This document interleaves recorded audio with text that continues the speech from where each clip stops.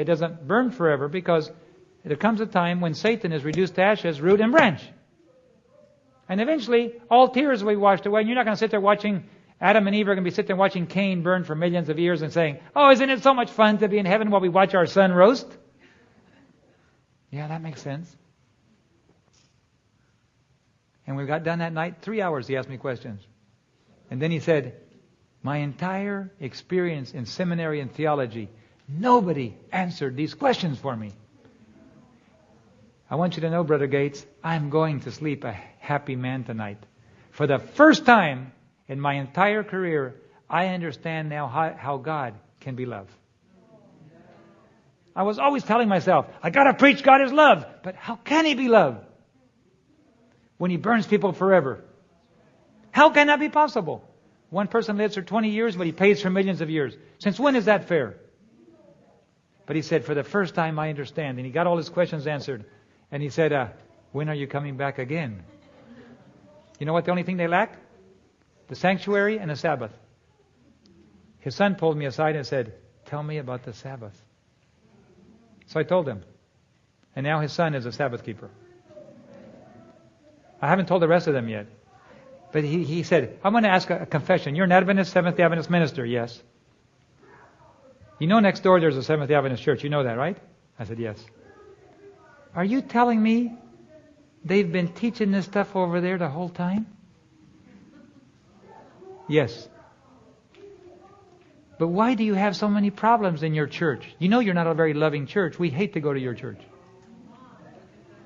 I said, can you forgive us as a people?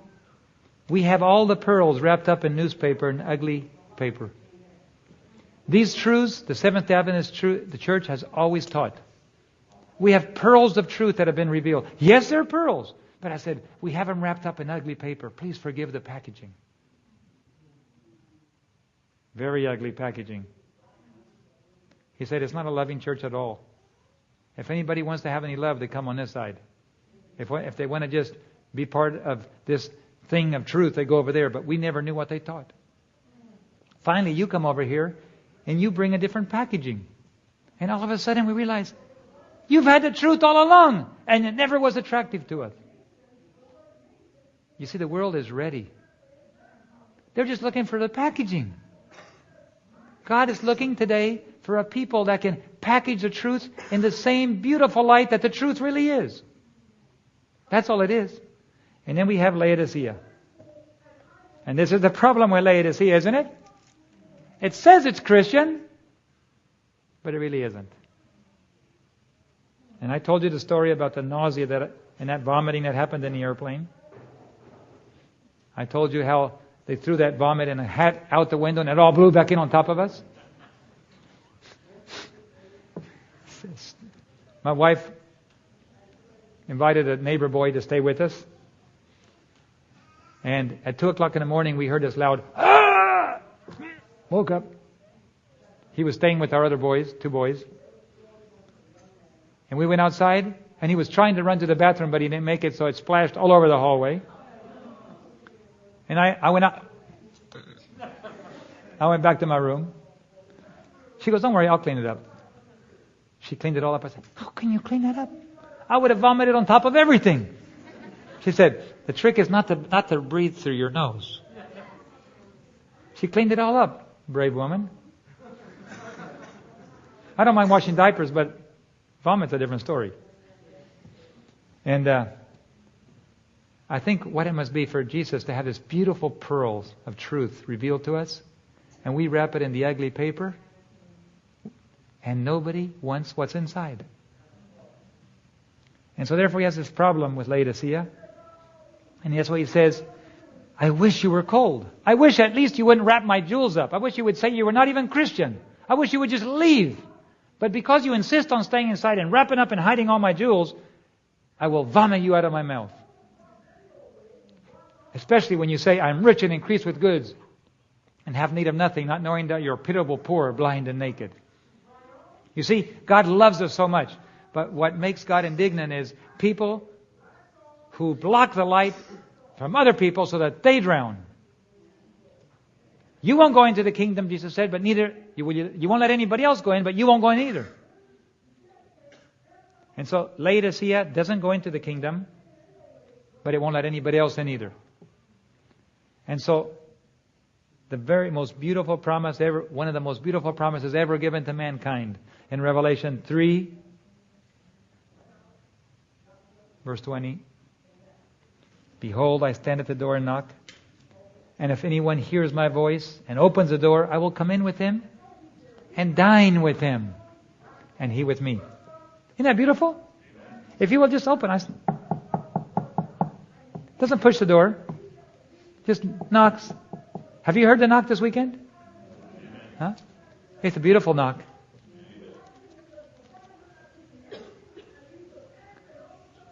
One of the most common things that I felt is every time I go through a crisis, I feel God's presence by my side. But I got angry one day with God. Have you ever gotten angry with God? It's okay, you know. Just don't stop talking. Like if you get angry with your spouse and you start arguing, all of us that are married eventually had our little spats with our spouse. Keep talking. So your counselor will tell you, so keep talking to each other. If you can resolve it. But if you stop talking to each other, you got a problem. So I was talking to God. I'm angry. You see, the wife of a missionary pilot that I knew was abducted and raped by 2 men. And I really got angry with God. How in the world can you let that happen to a missionary wife? I got a wife and children too. Are you going to do that to my wife and children?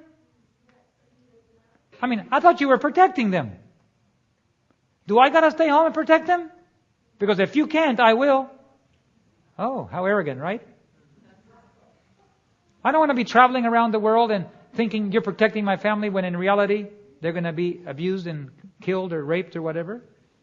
And so I was angry with God. And God let me rant and rave for a while. And then he said, I just got a few questions for you, Job.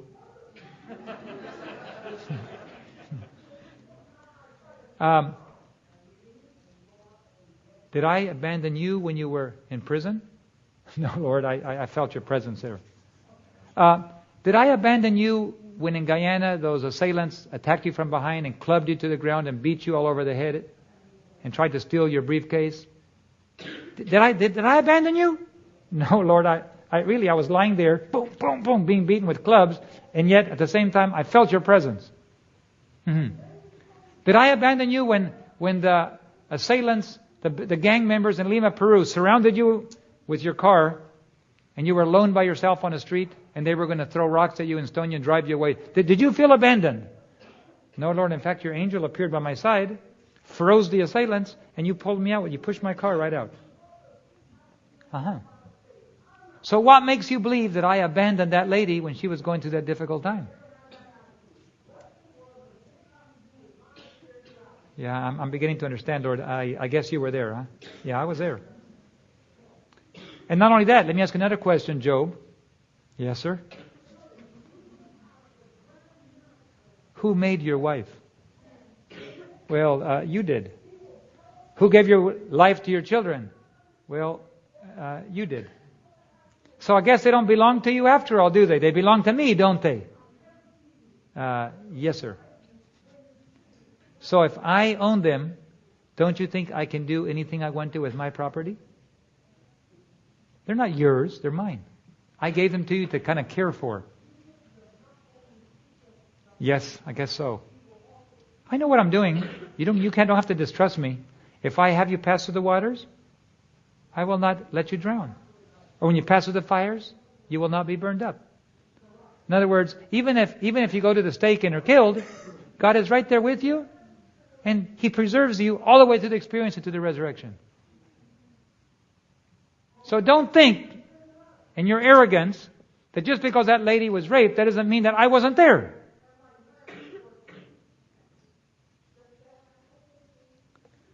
Well, I'm still angry, but I understand. You're making sense.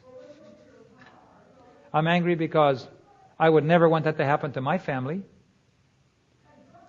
But then on the other hand, nobody would want an assault and beating and imprisonment and kidnapping to happen to me. And tomorrow holds maybe some worse things than that. So I guess I better get used to just living in your presence and leaving the rest with you. Exactly, Job. Okay. Not very much fun, I got to say that. But I guess I don't have to be fearful because you're in control. That's the main thing. That's correct. Okay, I guess I'll work for you again after all. I was getting ready to quit.